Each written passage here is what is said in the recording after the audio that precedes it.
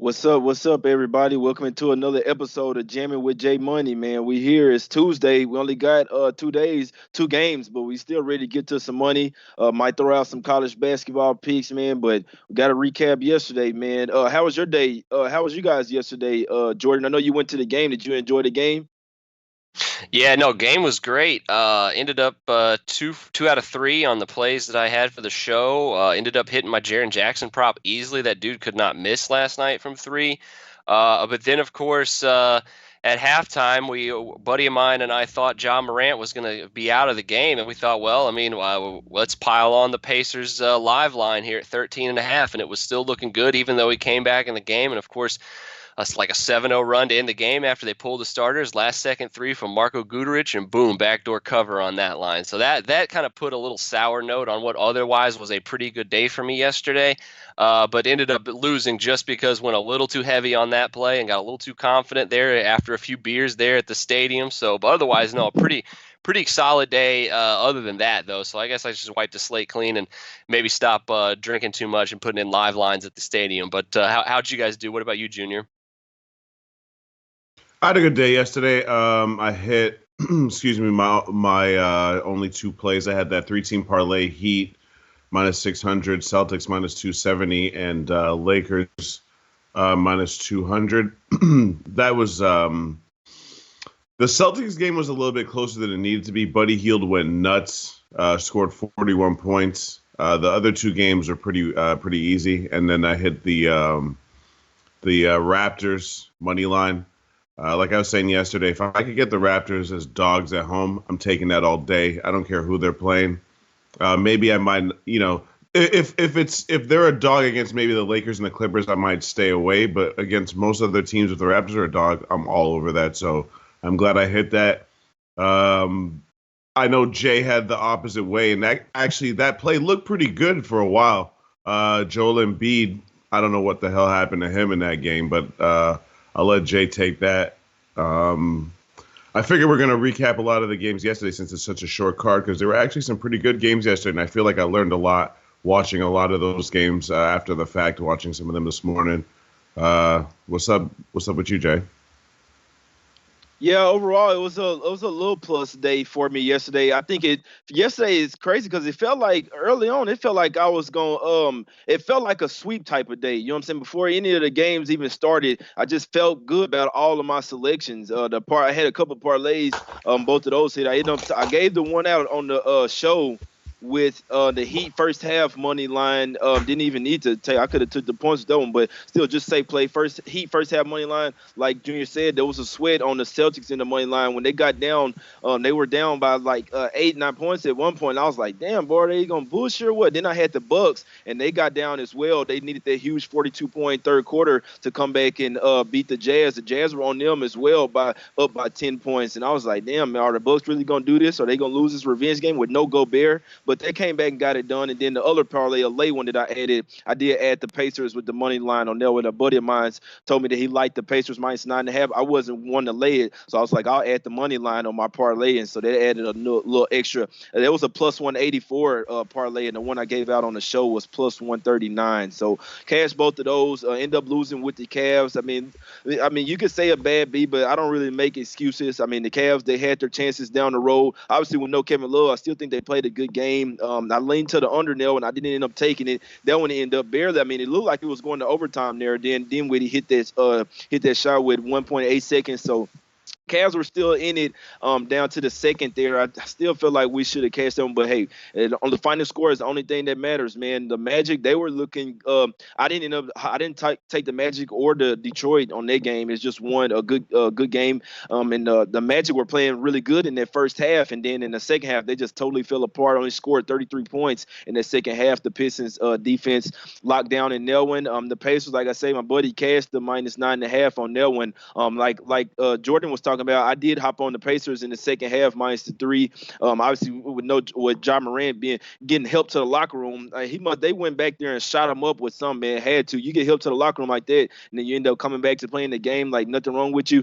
You rarely see that. You rarely see that. But hey, even when he came back, they were still down by 20 points. So I thought I was good. But like Jordan said, once they took the starters out, it was sayonara from there, man. 31-22 outscored them in the fourth quarter to screw us off. It was, like you say, a last-second shot, pretty much last-second three to screw us off on that one. The Timberwolves and the Hawks. That was a fast-paced game. I didn't hop on the over in that one, but it looks like it barely squeaked over the total as well. But that was if you had the over there, it was a damn good game. It's now Hawks 10 straight games that have went over. So that's something to look at there. And yeah, I didn't think that the Celtics would struggle like that. Depending on what line you had, I've seen it close at 206.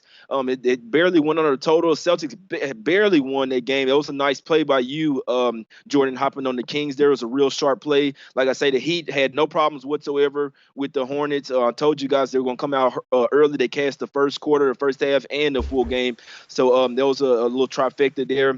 The 76ers, not a whole lot to say about it. I still think that was the right side in the game. Embiid played 32 minutes and had absolutely 0 points. I couldn't believe that. And they were still in that game. So, I mean, I feel like if he would have had some more production, they probably won. Ben Simmons, it looked exactly like look, I posted on Twitter, LeBron and J.R. Smith. I mean, you still got 5 seconds on the clock, man, but I'm not going to spend too much time on it. That game went easily under. I still think that the 76 was the right side in this spot, even with Embiid having 0 points. That was pretty crazy. I was all over the Blazers. They blew out the Bulls, so that was nice to see. It made me feel a whole lot better there. Now I add an extra play on the Bulls right before they game. I mean, on the Blazers right before their game started. So a little bit of a double play for me. I feel real confident about that when they came out won that game by 23. Doesn't surprise me whatsoever. Carmelo had a damn good game as well.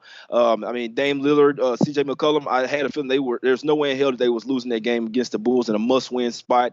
The Bucks, they struggled with the Jazz over there, man. Even with no Gobert, they struggled, and they had to, like I said, they had to make a second half comeback there. But they ended up getting the job done for our parlay. That one soared over the total. The Lakers, that was in a bit of a close game there with the Spurs. Spurs were scrappy there for a second. I was watching that game. That game went under the total, but then the Lakers, I mean, LeBron just pulled away late. I mean, damn, boy, he's up there in age, but he looked like he's turning back the clock, hitting threes, going in for dunks, fouling one.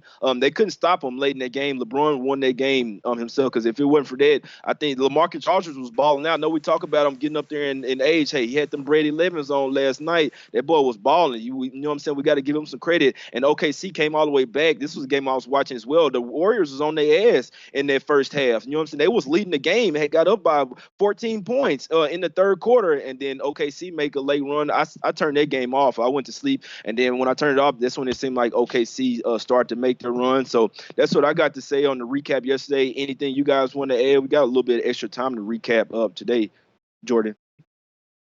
Other than I mean the Lakers last night, I think were not too much. He has looked ageless this year. I'm really wondering to see how they keep him, fresh for the entire year, since he's been playing most of these games so far. And I don't know. That was one of those games where I wish I would have hopped on last night. If there was any of these that I missed out on last night, it was definitely that one, because I think we were pretty much all in agreement that the Lakers were a play, if not on the money line, definitely, or if not ATS, then definitely on the money line as well. A little disappointed in the Bulls last night. Obviously, they just collapsed in the fourth quarter. It's the second half. Bad coaching, we won't get too much into that, or I'm going to get a rage going here. But yeah, I mean, a nice night last night. I think we'll touch on something Junior said. I don't know if he wants to add to this or not before we touch on today's plays. But yeah, you found out a lot about some teams last night.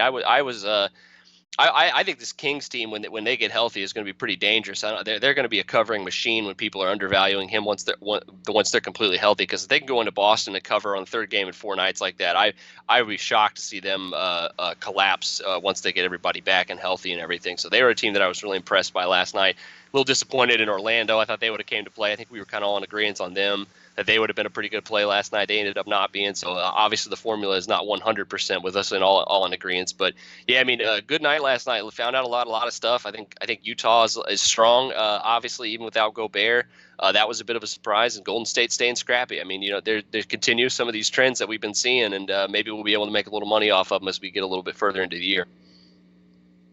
Exactly. Anything you want to close up on about yesterday, Junior? Something that you saw that was good, or a bet against spot, or like you say, we learned a lot about some teams. Just any closing remarks on yesterday? Yeah, I love these days where there's a lot of games and you can just go back. If you've got League Pass, like I know you do, I know you guys do, and just go back and watch these games and see who does what. I think I learned a lot. Well, first of all, I want to touch on something Jordan said. The Chicago Bulls. Every time I talk about them, I blame the coach. Well, at some point, we got to start looking at the players too. Lauri Markkanen, I've been saying that I believe in his talent. I think he's going to be a really good player. Right now, he's not a really good player, bro. He had, if I'm not mistaken, he had 10 points and 1 rebound. If you're 7 feet tall, bro, and you grab 1 rebound in a game, you should be ashamed of yourself. I mean, if you're not going to score, you have to at least help your team win by playing some defense. And like I always say, rebounding is the last act of defense. If you could play the best defense in the world, but if you don't grab rebounds, then the team just gets another shot. He's not scoring. He's not grabbing rebounds. He's got to get some of the blame at some point, right? He's a lottery pick. He's got all the skills in the world. 1 rebound in you should accidentally walk into 1 rebound a quarter at 7 feet tall, bro. Dude, I mean, like, think about it, real, though. rebounding is effort. This doesn't even make no sense. But anyways, so I learned a lot about that dude yesterday. The Celtics are a tough team, bro. I like what Jordan had to say that the Kings are scrappy. Bogdanovich is showing that he's obviously a very important player. When they get De'Aaron Fox back, they're going to be a handful for a lot of teams, especially with their backcourt. Like you could throw De'Aaron Fox, Buddy Hield, and Bogdanovich at teams. That's pretty strong. I've been all over the Heat cashing on them all season, and I think I'm going to keep doing it. Except I'm kind of worried that the price is going to start going up for them. You know, they won by 17 yesterday. The market's going to start catching up to the Heat for sure. So I don't really like that. I mean, they were minus 10.5 yesterday, and it didn't really look like they had any problem covering that spread. Milwaukee seems to struggle against Utah, man. There's some about Utah that they just don't like. It's funny, bro. Defense. You know what I was thinking yesterday? Is Giannis not just basically a center? Like, without Rudy Gobert, Giannis looked like an old school big man. He's just out there just like playing bully ball. He's missing shots, grabbing his own rebound, dunking it with his left hand. It's like a joke. Like, he's basically a center that could, just move a lot better than what we imagine a center to be. LeBron looks like he's just ready to challenge for the title. I don't want to get too long-winded. My boy Melo, can we get some? I see people in the chat talking about Melo's trash. Listen, Melo's a top 20 all-time scorer. Yeah, he's fallen off from what he was in his prime. But how many people from Melo and LeBron's draft are still in the NBA, bro? Okay, so exactly. At some point you got to put some respect on this guy's name. He still obviously has skills. He just needs to be in the right situation. In Oklahoma City, they put him in, just told him to go stand in the corner. Same thing in Houston. In Portland, they're not a good team, so they can actually use him properly. And I'm not saying he's going to, be the Melo of old. He's never going to be that. But there's only one LeBron. And I feel like Carmelo's problem is that he's always going to be compared to LeBron because they're boys, because they're in the same draft. And it's kind of like, just respect the fact that this dude could be 16 years in the game and still have enough talent to drop 25, on a given night, bro. So anyways, that's all I got to say about last night. Exactly. Yeah, Carmelo went out for 26, 28 points. He had a really good game last night. They balled out versus the Bulls there. Let's go ahead and get into some games today. I do want to say real quick, it's a college basketball game that starts in 15 minutes, and I am on it. I did get a little bit of a different line, but South Florida is sitting at +2. I'm getting +2.5, but that's a spot that I'm on versus New Mexico State. Obviously, both teams played yesterday. New Mexico State had to go to overtime and cover against Colorado State, who I'm not so high on. I do think that New Mexico State was supposed to win that game and cover, but when Colorado State was on their ass and took them to overtime, like I said, that's just bodes well for South Florida, who I think they're better than New Mexico State. It's just flat out. So I'm taking them plus the points. I think the wrong team is favored there. I'm on South Florida plus the 2, or if you like them, take the money line. But y'all know how college basketball could be. Just take those points, man. It could be a 1 point, either way. So I'm on South Florida. Just had to say that real quick because I know it starts in 15 minutes. I told you guys we only got 2 NBA games today, so if y'all tune in, I'll drop y'all off with some college basketball. Let's get into this first game of the day, man. The Mavs versus the Clippers. This is a damn good game right down the street from me, man. I might have to roll up to this one. I might have to go to this game. The weather ain't too good here, but I might have to go to this game, bro. The Mavs gonna be rocking the city jerseys tonight. They're gonna have they got a new court that they plan on tonight for the city or whatever. It's gonna be a nice spot, man. man, the Mavericks and the Clippers have bad blood between each other. They have ever since that whole DeAndre Jordan debacle, man. If you look at the Clippers, so the home team has won the last 9 games in this series, and in that 10 game, the Mavs won. So I mean, the home team is really killing in this spot. Obviously the Lakers, the Clippers hadn't won the past 4 meetings over there in Dallas. So this, I mean, obviously it's a different team in the Clippers, but like, when I tell you, man, the Mavs have been absolutely balling right now. They are not a train that you want to step in front of. Maxi Kleber is questionable in this spot. He's one of their centers. They're gonna need him in this spot. They need a full squad in this spot. I know the Clippers are super deep. I'm staying away from this game. This is one I just want to watch. When I go to games, I don't really like to have a bet on, because then if I'm in a sour mood, I don't want to talk to nobody. I might even leave the game early. And if I didn't pay my money for it, I'm watching everything. So I'm pretty sure I'm gonna stay off this. I might make a second half play or something. You know what I'm saying, when I'm there. But I can't stand. It's Mavs are nothing for me right now. I bet against them on Sunday against the Rockets, and the Rockets at the house off 2 losses in a huge bounce back spot. Thought the Rockets don't get it done. Mavericks up 20 in the second quarter. I'm talking about, I was like, damn, bro, why did I bet against them? And like, that's my team. I just didn't think they had it versus the Rockets. You look at the Clippers, though, they are a defensively stout team. They do have a player over there in Patrick Beverly, who I know he's going to be on Doncic, and I know that Doncic can be rattled a little bit. I've only seen it a few times this season, but I do think that Beverly is that type of player. If he rattles Doncic, it could be a different type of game. It's a lot of variables in here, a lot of 2 great teams, and I'm not in a hurry to step in front of neither one of them right now. One thing about the Clippers, though, the last 2 times they went on the road, they struggled. I mean, I could look at the last 5 game stats, but all of those games were at the house. The past 2 games they went on the road, they lost to the Rockets and they lost to the Pelicans. I know that was Paul George's first game. It was no Leonard there. They're going to have a full squad here. But like I say, this is a team that does look a little different on the road, and the Mavs are, like I say, they're steamrolling right now. And this is, hey, you bet against the Mavs, be my guest, man. What you liking in this game, Jordan?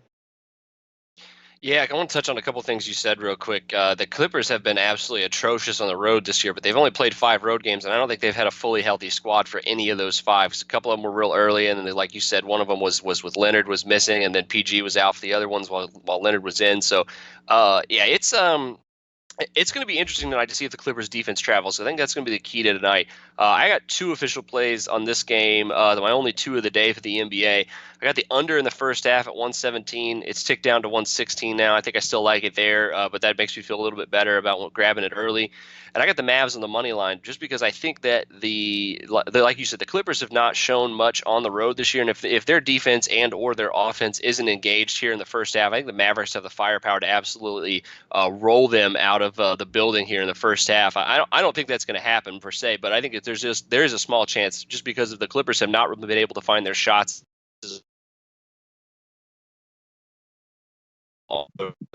Averaging about 103 points per 100 possessions in the first half of their road games so far this season. That ranks in the bottom half of the league. Their defense is in the bottom half of the league on the road, despite what we've talked about a little bit, which may be a bit of an outlier. But right now, the Mavs are averaging nearly 130 points per game in their last 5. Dropped about 66 per first half in those 5 games. And their defense has actually been pretty impressive. They've held teams to average under 50 points in those 5 games. So all things are pretty coming together for them. The Kleber injury does scare me a little bit, but Dwight Powell is really the engine for them on defense. I think Kleber is more of an offensive threat from the big man position. So I think the best play here is the under in the first half, and I'm going to make a small money line play on the Mavericks in the first half as well. I would not bet against either of these teams for the full game, though. I think that's probably why I'm keeping it to a first half in this one, because the Clippers obviously now fully healthy. I don't think you can necessarily trust their road numbers just because they haven't been healthy all season with PG out and Kawhi basically getting load managed. So really like the under the first half, kind of like the money line here. Going to take them both. What do you guys think about both of those? What you think, Junior? Well, me personally, I'm gonna stay away from this game. I kind of like the Mavs on the money line. If I were to touch anything, I think it's plus 108. Same reason I kind of like the Raptors on the money line yesterday. The Mavs are rolling. I know the Clippers are one of the best teams in the NBA. I get that. The thing that actually keeps me off of this game is the fact that we still don't really know what the Clippers are as a full team, other than they're probably the most talented 7. When I say 7, like their core 7 players that get the most playing time, they're probably the best 7 in the league. That being said, when I was going to pull the trigger on Mavs money line, I just kind of thought about it. Not only is Patrick Beverly going to guard Luka Doncic, so is Paul George probably. And if you just think about it, Paul George is Luka's size, but way more athletic and just a dude that takes pride in defense. So I could see that not only might Luka might get rattled, he might just get tired because like on this team, I don't really like any team, and the Bucks are this way, but their system kind of works and has been proven now for almost a good year, last year plus the beginning of this year. Whereas the Mavs, they haven't been a playoff team for a couple of years. The point I'm trying to make is when you have a top heavy team, and I know Kristaps Porzingis is a really good number 2, but he's not playing up to like his capabilities yet. And people forget he was out of basketball for like almost 2 years, so it's just going to take him time to get like rolling again. My point is, if you could shut down Luka, what evidence do we have that Dallas is still a good team? Now, Luka's been rolling in like every game, but that's clearly impossible for 82 games that you're going to play well. If there's a spot where Luka might, I'm not going to say struggle, but play below par, I think that this could be the spot, which is why I'm just off this game completely. Exactly. Because I'm not going to bet against Dallas right now. I just can't. It doesn't make sense. Exactly. Yeah, I bet against Dallas, like I say, against Houston. I thought it was a good spot I thought it was a letdown spot for the Mavs, and I thought it was a step up spot for the Rockets. No, man, Rockets and the Mavs are all over their ass. Obviously it was an in-state rival game. The Mavs don't get up for it. Like I say, Mark Cuban absolutely hates the Clippers. The Mavs do as a whole. This is a little bit of a different Clipper team, much better, I must say. Man, I mean, I've been saying that the Dallas is going to have a letdown spot or they're going to slip up at some point, and they hadn't done it yet. The Clippers 0-4 ATS as well, not only just losing in Dallas, they 0-4 ATS the last 4 in Dallas as well.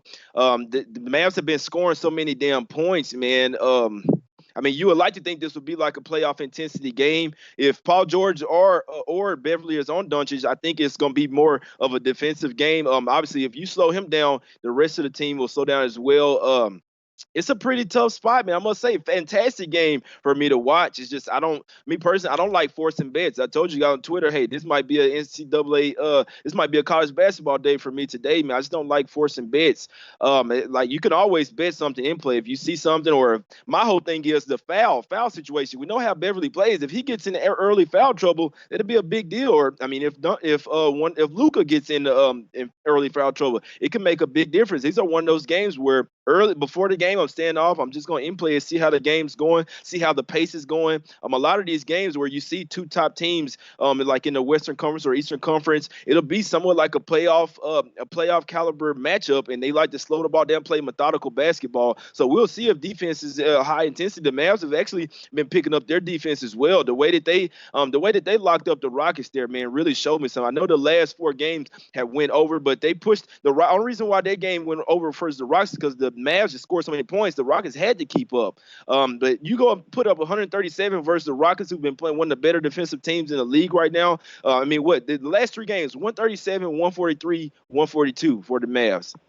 If you willing to step in front of that, man, I know it's the Clippers, but damn, I can't step in front of it. And like I say, the Clippers have been mostly good at the house. I need to see how they play on the road here. We'll see, but I'm leaning towards that with Jordan. We know that the Mavs are one of the best offensive teams in the first half, and they got the number 1 offensive rating the last 3 games. Like I say, nobody's really touching them, so we'll see if the Clippers could be able to come here and shut them down. It'll be a real interesting game. I have to go to this game, man. I absolutely have to. This is a big game. I'd rather go see the Clippers than really any other team play the Mavericks. Really, I mean, the Lakers will be a good one as well, but I like this game. It's gonna be a damn good game to watch, man. So it sounds like that's all we got on this one. Junior staying away from it. Sound like he's leaning towards the Mavs. And my guy Jordan, he's on the Mavs in the first half money line and the first half under, which we know that the Clippers sometimes they come out really slow. So I think that first half under is a really sharp pick by Jordan, and I might have to ride with him on that. It's because usually the pace picks up in the second half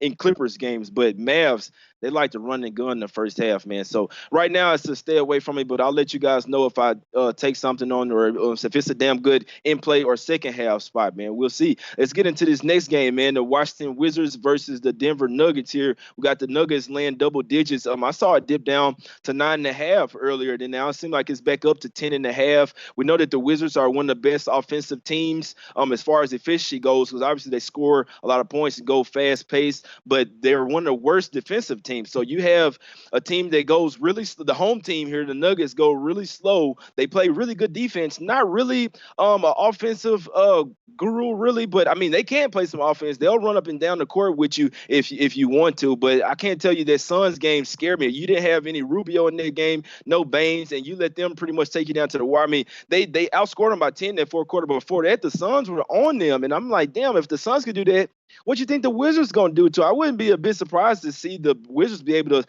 keep it close here, at least in the first half, but just because of the way that they like to run and gun. I don't like their defense. Their defense, a team that doesn't play defense isn't bet on, in my opinion, but the way that these two teams play, and the Nuggets don't play good in the first half. They don't open games well. You saw it versus Suns. So if I was to make a play in this game, it would definitely have to be the Wizards early in this spot. Then maybe they run out of gas the way that they play in the second half. You got any look or what's your thoughts on this game, Junior? Yeah, I don't have an official play on this game, but I'm planning on betting the in play because I just think that the way that the Wizards score, there's a good chance that at some point they're gonna get up, 7, 8, 9 points, and then you might get a much better in play line because let's just be real.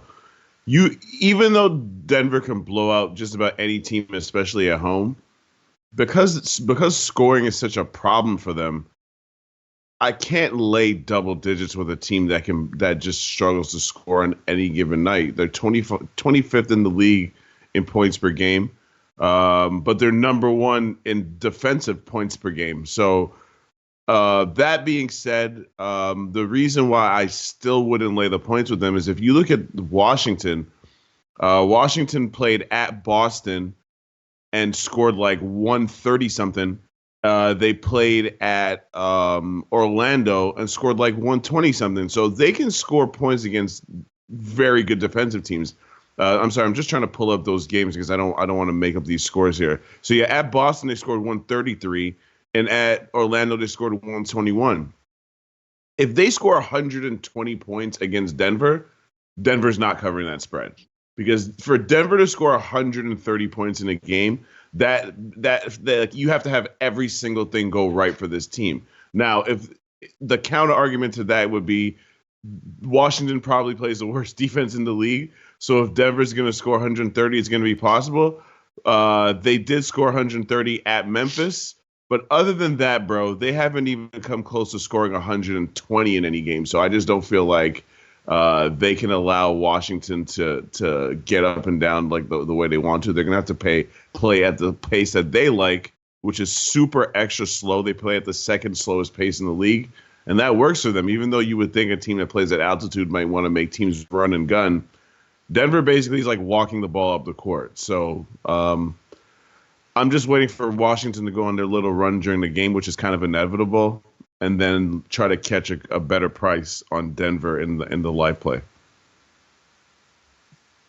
I think you make a damn good point. It kind of goes with what I say. Like, we know that the Wizards, they can score. I mean, the Nuggets come out slow.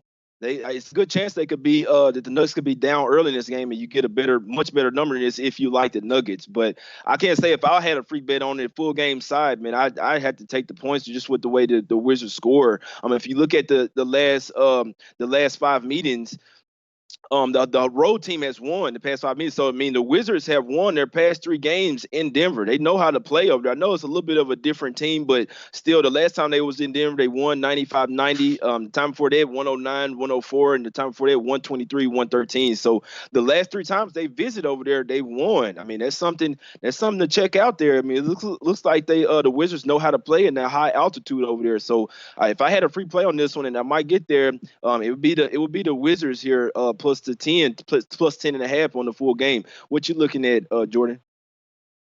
Yeah, a couple of things when I was breaking down this game that caught my attention. This is only a 2-game week for the Nuggets, and then they have like 4 full days off after this. So they do not want to lose this game simply just because if they do, they're probably going to have a lot harder practices than if they would have since they don't play again until this weekend. So I think they're probably looking at this game as one they're going to want to come out and come out with a little bit of sense of urgency just because they are in that nice little winning streak. They definitely don't want to lose it to a Wizards team that's coming in here that they're double-digit dogs to. With that being said, this Nuggets team really seems to struggle against teams that push the pace. Granted, this Wizards team can't play defense at all, and the Nuggets should have no problem scoring on them. But if this game, like Junior was saying, gets into really high scoring and the Wizards drop 100 to 125 points in this game, not only are they going to cover, they might win outright with that because the Nuggets have just been flatlined in the first half of their games. It doesn't matter if they're at home or on the road. And another thing, you just look back at some of these teams that Denver has struggled against. They're all really fast-paced teams. Yeah, they needed 131 to beat Memphis, who they gave up 114 to. They lost at home to Atlanta a few nights before that. They only beat Minnesota by 2 points. They lost to New Orleans on the road early in the year. They lost to Dallas at home early in the year. Some of these teams that really play up in pace give them some problems because Denver does not want to play up in pace. They want to slow the game down as much as possible, make it a half-court, grinded-out game, and really help their defense on the other end by giving them as much energy as they can to have an elite unit on that end of the court. But if Washington comes out early and grabs his lead and makes them uncomfortable and forces Denver to play up in pace, which they don't want to do, I could really see this Wizards plus 10.5 play being a pretty good play. In fact, I might actually look towards the first half a little bit better because I think that's where the Wizards might be able to do some of their work. They're going to be hitting their threes, but they have a ton of three-point shooting on this team, and that's all it takes for some of these teams with no defense that run really fast. They're hitting those threes, man. You're not going to cover these double-digit spreads like Junior talks about all the time, and I think it's a very astute thing here in the NBA. Like, you see a double-digit spread in the NBA, your eyes should be you should be seeing red sirens going off in your head because this is still the NBA, and I don't care how bad or how banged up some of these teams are. As we've seen from the Warriors this year, it really doesn't matter. They're still good enough to cover these giant spreads because this is still the NBA.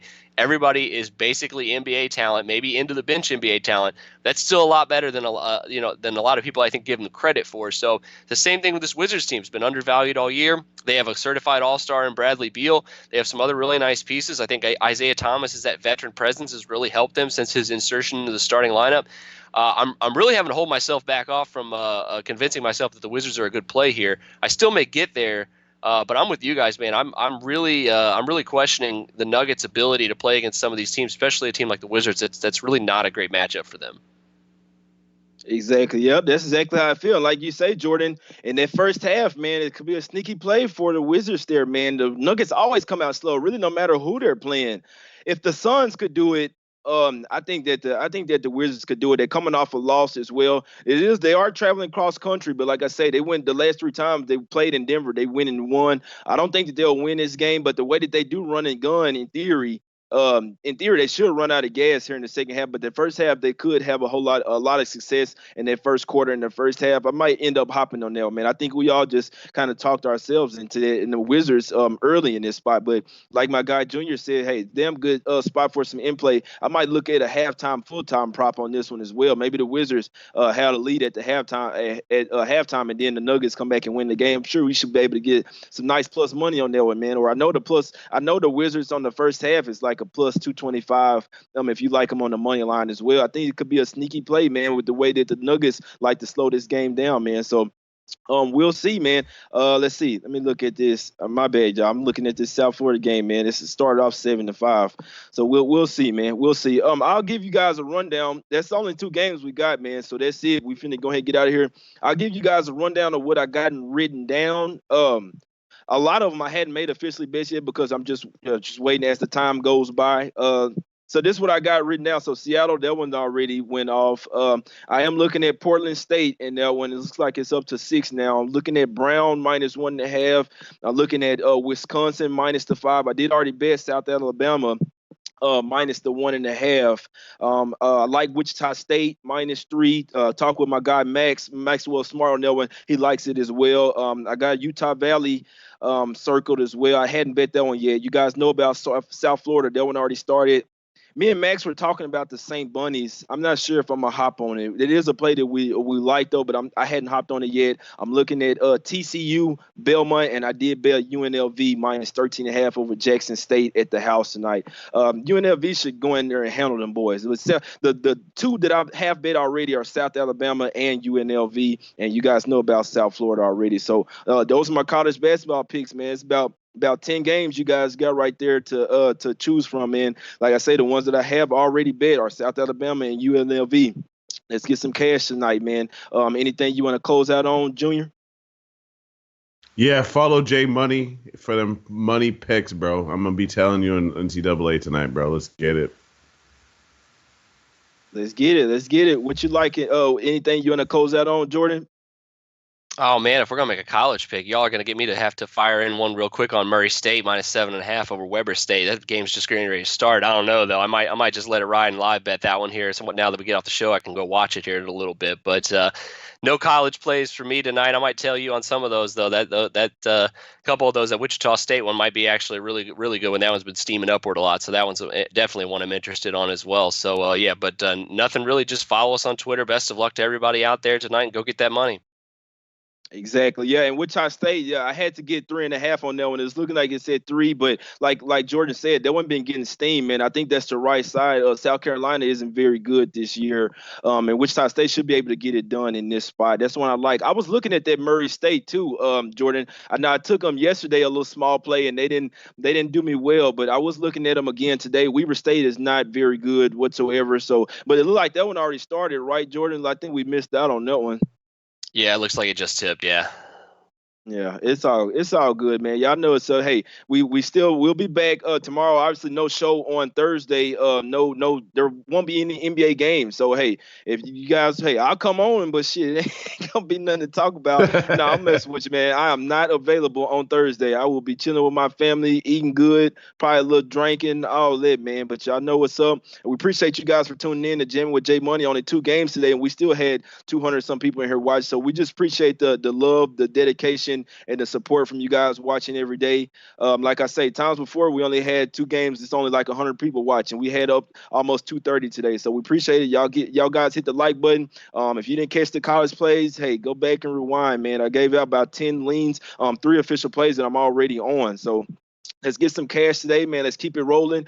We've been stacking units on this show, man. Let's keep it going, man. We appreciate y'all for jamming with J Money. Leche, Alos Bookmakers.